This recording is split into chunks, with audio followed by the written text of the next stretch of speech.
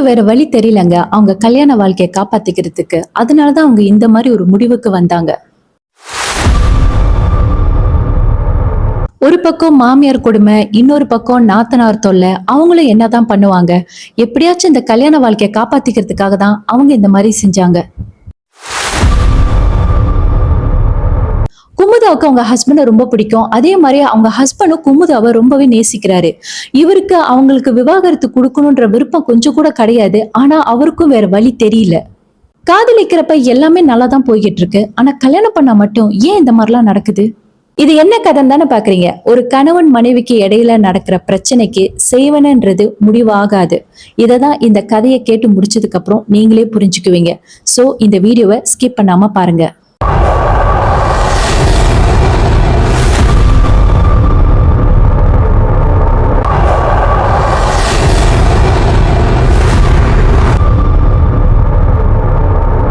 இந்த கதை லாங்கான கதை கிடையாது, ஷார்ட்டான கதை தான்.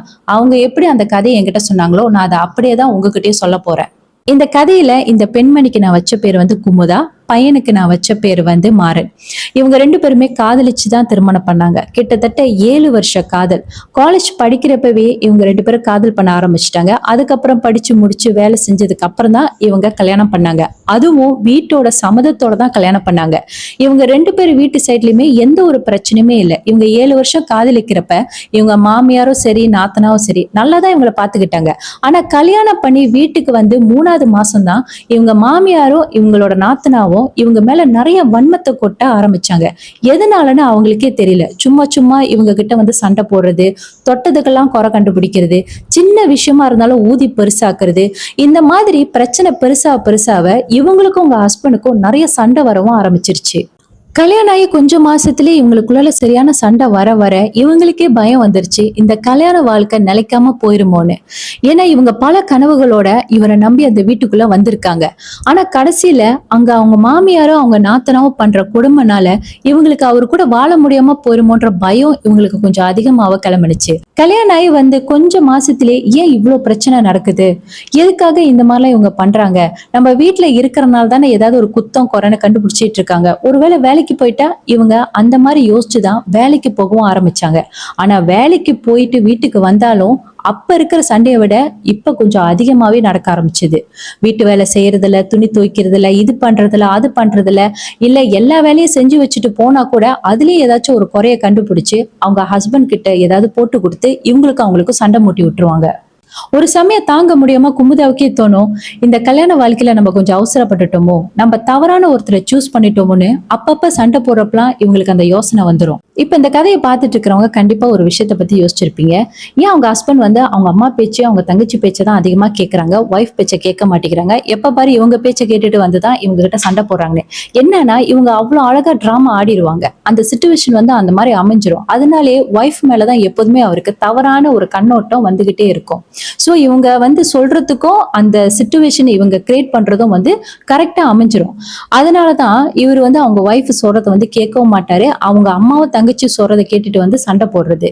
சோ இது இப்படியே தாங்க போயிட்டு இருந்திருக்கு. இப்படியே போயிட்டு இருக்கிறப்ப ஒரு நாள் என்ன ஆச்சுன்னா அவங்க பிரெக்னண்டா இருந்திருக்காங்க. ஆனா இவங்க பிரெக்னண்டா இருக்காங்கன்னு இவங்களுக்கு தெரியவே இல்லைங்க. அந்த டைம்ல அவங்க 2 மாசம். அப்போ இவங்களுக்குள்ள நிறைய பிரச்சனை போய்கிட்டு இருக்கிறப்ப ஒரு கட்டத்துல பிரச்சனை அதிகமாயி இவர் அடிச்சிருக்காரு. அப்போ இவங்க கீழே உழுவுறப்ப வயித்துல அடிபட்டிருக்கு. அந்த நேரத்துல நிறைய ப்ளீட் ஆக ஆரம்பிச்சிருக்கு. இவர் பயந்து போய் இவங்களை ஹாஸ்பிட்டல் கூட்டிட்டு போய் பாக்குறப்பதான் தெரிஞ்சிருக்கு இவங்க கன்சீவா இருந்திருக்காங்கன்னு. இந்த விஷயத்த கேள்விப்பட்டோன்னா குமுதாக்கு மனசே உடைஞ்சிருச்சு. ஏன்னா அவங்களுக்கே தெரியாது அவங்க பிரெக்னண்டா இருக்காங்க. அதே மாதிரி மாறனுக்கும் ஒரு மாதிரி கில்ட்டி ஃபீல் ஆயிருச்சு. ஐயோ நம்மளால நம்ம குழந்தை கலைஞ்சிருச்சா, நம்ம எவ்வளவு பெரிய தப்பு பண்ணிட்டோம்னு அவருக்கு ஒரு மாதிரி கில்ட்டி ஃபீல் ஆயிருச்சு. அப்ப இவர் என்ன பண்ணிருக்காரு, அவங்க மாமனார் மாமியாருக்கு கால் பண்ணி நடந்த விஷயத்தெல்லாம் அவர் சொல்லியிருக்காரு. அவர் மன்னிப்பு கேட்டிருக்காரு. மன்னிச்சிருங்க, எனக்கு சத்தியமா தெரியாது குமுதா பிரெக்னண்டா இருக்கான்னு. நாங்க எப்போதும் சண்டை போறது வழக்கம் தான். ஆனா இந்த வாட்டி சண்டை கோமாயி நான் அவளை அடிச்சிட்டேன். அடிச்சனால அவ கீழே விழுந்து அவளோட வயித்துல அடிபட்டு அவளுக்கு கரு கலைஞ்சிருச்சு.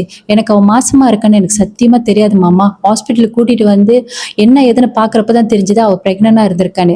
சோ இந்த விஷயத்த கேள்விப்பட்டோன்னா அந்த குமுதோட அப்பா அம்மா ஹாஸ்பிட்டலுக்கு வந்துட்டு அதுக்கப்புறம் இவங்களுக்குள்ளால கொஞ்சம் மன வருத்தமா இருந்தாலும் என்னதான் இருந்தாலும் பொண்ணை கட்டி கொடுத்துட்டாங்களே, சரி பரவாயில்ல, குடும்பம்னா 1000 பிரச்சனை இருக்கத்தானே செய்யும், இதுக்கப்புறமா இந்த மாதிரிலாம் பண்ணாதீங்க, என் மகளை பாத்துக்கோங்கன்னு சொல்லிட்டு இவங்க அப்பா அம்மாவும் மாறன் கிட்ட சமாதானம் ஆயிட்டாங்க. ஆனா மாறனோட அப்பா அம்மாவுக்கு பொறுக்கல. இந்த சண்டையை எப்படியாச்சும் பெருசாக்கி எப்படியாச்சும் குமுதா அவங்க அப்பா அம்மா கூட இதான் சாக்குன்னு அனுப்பிலாம் நினைச்சிட்டு இருந்தாங்க. ஆனா கடைசியில அது நடக்கல.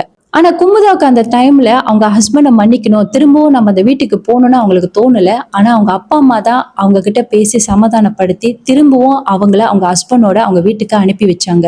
ஆனா அவங்க அந்த வீட்டுக்கு போய் கொஞ்ச நாள் அவங்க ஹஸ்பண்ட் கிட்ட பேசவே இல்லையாங்க. ஏன்னா அவங்களுக்கு ஒரு பக்கம் வருத்தம், இன்னொரு பக்கம் இந்த கல்யாண வாழ்க்கையை கண்டினியூ பண்ணணுமா வேண்டாமான்ற எண்ணமும் அவங்க மனசுக்குள்ள ஓட ஆரம்பிச்சிருச்சு. அந்த டைம்ல அவங்க ஹஸ்பண்டும் இவங்களை ரொம்ப டிஸ்டர்ப் பண்ண கிடையாது. அப்ப கூட அவங்களோட அம்மாவும் தங்கச்சி ஏதாவது ஒரு விஷயத்துல இவங்களை பத்தி கோல் மூட்டினா கூட இவர் போய் சண்டை போட மாட்டாரு. ஏன்னா இவருக்கும் கொஞ்சம் கொஞ்சமா தெரிய ஆரம்பிச்சிருச்சு, அவங்க அம்மானாலே தங்கச்சினாலதான் இவர் தேவையில்லாம அவங்க ஒய்ஃப் கிட்ட போயிட்டு சண்டை போடுறாருன்னு. இப்படியே போயிட்டு இருக்கிறப்ப குமுதா ஒரு விஷயத்த கண்டுபிடிக்கிறாங்க. இவங்க மாமியாரு ஒருத்தங்க கிட்ட போன்ல பேசிட்டு இருக்காங்க. எப்படியாச்சும் எனக்கு அவரோட நம்பரை வாங்கி கொடு, என் பையனோட மனசை மாத்தணும், என் பையன் நான் சொல்றதான் கேட்கணும், எப்படியாச்சும் இவளை இந்த வீட்டை விட்டு நான் விரட்டணும், எவ்வளவு செலவானாலும் பரவாயில்ல, எனக்கு அவங்களோட நம்பரை கொடுன்னு. இதை கேட்டோன்னே அவங்களுக்கு அப்படியே பக்குன்னு தூக்கி போட்டுருச்சு. என்னடா இவ்வளவு நாள் கோல் மூட்டி சண்டையை தான் பண்ணிக்கிட்டு இருந்தாங்க, இப்ப என்னன்னா மந்திரம் செய்ய போறாங்களா? இத கேட்டோடனே அவங்களுக்கு என்ன பண்றது என்ன செய்யறதுன்னே தெரியல. ஒரு நிமிஷம் அப்படியே போயிட்டு ரூம்ல உட்காந்துட்டாங்க. அதுக்கப்புறம் இவங்களும் யோசிக்க ஆரம்பிச்சாங்க. இவங்களே இவ்வளவு தூரம் எங்களை பிரிக்கிறதுக்காக செய்யறப்ப நான் ஏன் செய்யக்கூடாதுன்னு இவங்க அன்னைக்கு எடுத்த முடிவு தான் கடைசியில எங்கேயோ போய் விட்டுருச்சு. குமுதாவுக்கு நல்லாவே தெரியுங்க, அவங்க ஹஸ்பண்ட் நல்லவர் தான். ஆனா இந்த மாமியார் நாத்தனானாலதான் அவங்களுக்குள்ளால இவ்வளவு நாள் இவ்வளவு பிரச்சனை வந்துட்டு இருந்திருக்கு. சோ இப்ப அந்த இன்சிடென்ட்க்கு அப்புறம் மாறன் கிட்ட நிறைய சேஞ்சஸ் அவங்க பார்க்க ஆரம்பிச்சாங்க. அவங்கள நல்லா பாத்துக்கிறது, கேர் பண்ணிக்கிறது. அதே சமயத்துல அவங்க மாமியார் நாத்தனா எது சொன்னாலும் அதை கேட்டுட்டு இவங்க கிட்ட சண்டை போடுறது கிடையாது. சோ இவரும் ரிக்ரெட் பண்றதை இவங்களும் பார்த்துட்டு தான் இருந்திருக்காங்க. அதே சமயத்துல இவங்களுக்கு இந்த வாழ்க்கை வேணுமா வேண்டாமான்னு ரெண்டு மனசா இருந்துச்சு. ஆனா இப்போ அவங்க மாமியார் இந்த மாதிரி பேசுறது அவங்க கேட்ட கையோடையே இவங்களுக்கு தோண ஆரம்பிச்சிருச்சு, இல்ல யாருக்காகவும் எதுக்காகவும் என் ஹஸ்பண்ட் விட்டு நான் பிரியக்கூடாது, இந்த வாழ்க்கையை என்னால விட்டு கொடுக்க முடியாதுன்னு. இவங்க எப்போதுமே அவங்களோட பிரச்சனை எல்லாமே அவங்க வேலை செய்யற இடத்துல ஒரு ஒர்க்கிங் கிளிக் கிட்ட தான் ஷேர் பண்ணுவாங்க. அவங்க இவங்களுக்கு நல்ல ஃப்ரெண்டாங்க. சில நேரத்துல ஆறுதல் சொல்லுவாங்க, அட்வைஸ் எல்லாம் பண்ணுவாங்க. ஸோ அவங்க கிட்ட தான் இந்த விஷயத்த பத்தி சொல்றப்ப அவங்க என்ன சொன்னாங்கன்னா, நீ எதை நினைச்சும் கவலைப்படாத, எனக்கு தெரிஞ்ச ஒரு போமோ இருக்கான், உன்னை நான் அவன்கிட்ட கூட்டிட்டு போறேன், உன் மாமியார் உன் புருஷனுக்கு செய்யாத முன்னுக்கு நீ உன் புருஷனுக்கு செஞ்சு வச்சுக்கோ, அப்பதான் நீயும் உன் புருஷனும் பிரிய மாட்டீங்க, இந்த மாதிரி ஆளுங்களுக்கு இப்படிதான் செய்யணும்னு சொல்லிட்டு இவங்களை அந்த போமோவை பாக்குறதுக்காக கூட்டிட்டு போயிருக்காங்க. சோ அந்த போமோ இவங்க கதையை கேட்டதுக்கு அப்புறம் என்ன சொன்னானா, நீ ஒன்னும் கவலைப்படாத, நீயும் உன் புருஷனை பிரியக்கூடாது தானே, உன் புருஷன் நீ சொல்றதான் கேட்கணும், நீ சொல்றதான் செய்யணும், அந்த அளவுக்கு என்னால செஞ்சு கொடுக்க முடியும், நான் சொல்ற திங்ஸ் மட்டும் எடுத்துட்டு வான்னு சொல்லிட்டு ஹஸ்பண்ட் யூஸ் பண்ண சில திங்ஸ் எல்லாம் எடுத்துட்டு போயிட்டு அந்த போமோ கேட்கறதெல்லாம் கொண்டு போய் கொடுத்துருக்காங்க. அதுக்கப்புறம் சாப்பாட்டுலயும் கலந்து கொடுத்துருக்காங்க. இந்த மாதிரி செஞ்சதுக்கு அப்புறம் மாறன் கிட்ட நிறைய மாற்றம் தெரிஞ்சிச்சுங்க. குமுதா என்ன சொன்னாலும் அவர் கேட்பாரு, குமுதா என்ன செய்ய சொன்னாலும் செய்வாரு. கிட்டத்தட்ட ஒரு பொம்மை மாதிரி மாறன் மாறிட்டாரு. ஆனா அவங்க அம்மாவுக்கு தங்கச்சிக்கு எந்த ஒரு டவுட்டுமே இல்லை. குமுதா நினைச்சபடி எல்லாமே நல்லா தான் போய்கிட்டு இருந்துச்சு. இவங்களும் ரொம்ப சந்தோஷமா தான் கொஞ்சம் மாசத்துக்கு இருந்தாங்க. எல்லாம் நல்லபடி போயிட்டு இருக்கிறப்ப ஒரு நாள் என்ன ஆச்சுன்னா, இவங்க மாமியாருக்கும் தங்கச்சிக்கும் டவுட் வர ஆரம்பிக்குது.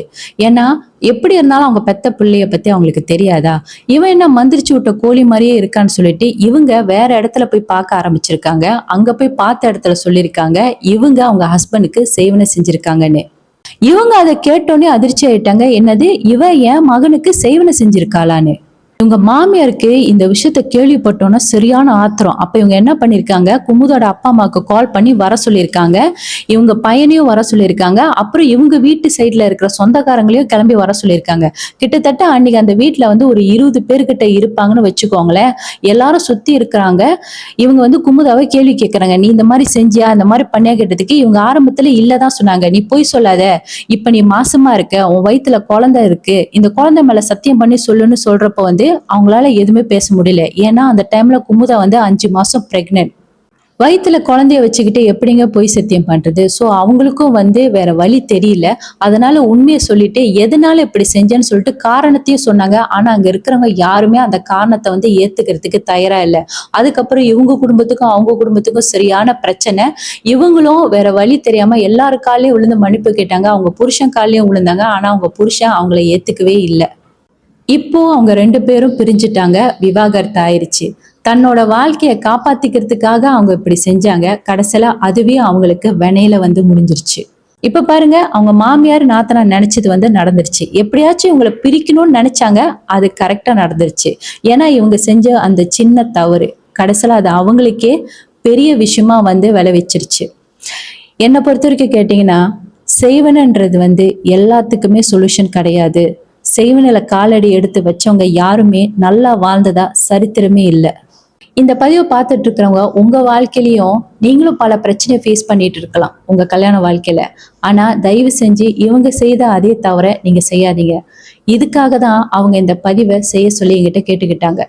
ஏன்னா சில பேரு இந்த மாரி பிரச்சனை ஓடிக்கிட்டு இருக்கு. செய்வன செஞ்சு வச்சுக்கிட்டா எல்லாம் சரியாயிரும்னு நெனைக்கிறாங்க. ஆனா, அதுதான் அவங்களுக்கு பெரிய விளைவே ஏற்படுத்தும்னு அவங்களுக்கு தெரியாது. நாள பின்ன இந்த விஷயம் தெரிஞ்சுச்சுன்னா, கண்டிப்பா சுத்தி இருக்கிறவங்க, ஏன் ஹஸ்பண்ட் கூட உங்கள வெறுத்துருவாங்க. அதனால என்னைக்குமே இந்த மாரி காரியத்த மட்டும் செய்யாதீங்க. உங்களுக்கு இந்த பதிவு பிடிச்சிருந்தா மறக்காம லைக் பண்ணுங்க. உங்க ஃபேமிலி அண்ட் ஃப்ரெண்ட்ஸ் சர்க்கிள்க்கும் ஷேர் பண்ணுங்க. நாளைக்கு இன்னொரு உண்மை சம்பவ கதையோட உங்கள வந்து சந்திக்கிறேன். நன்றி, வணக்கம், ஜெய் ஸ்ரீராம், ஜெய் ஹனுமான்.